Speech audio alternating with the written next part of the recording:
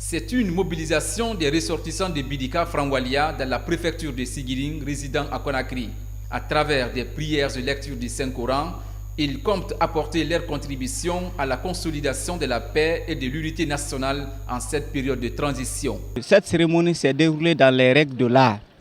Et Dieu merci, Dieu nous a donné un grand homme. Dieu a donné un grand homme à Sigiri et particulièrement à la Guinée, et qui est venu bénir non seulement pour le peuple de Guinée, mais bénir aussi pour l'État guinéen et tous les fils et fils, pour que règne à jamais la paix en République de Guinée. Ce qu'on peut dire, c'est que de part et d'autre, il faut une cohésion sociale.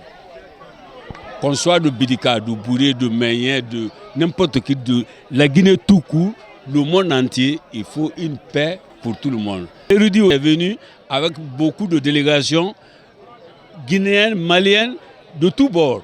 Et tous ont prié pour la cité, pour nos autorités, pour la prospérité de l'islam dans notre pays.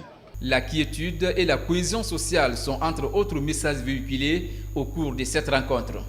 Les initiateurs invitent les populations guinéennes à favoriser le dialogue social et accompagner les autorités pour une transition réussie et apaisée. Si nous nous donnons la main, nous pourrons mieux faire pour amorcer notre développement. Mais si on ne se donne pas la main, on n'ira nulle part.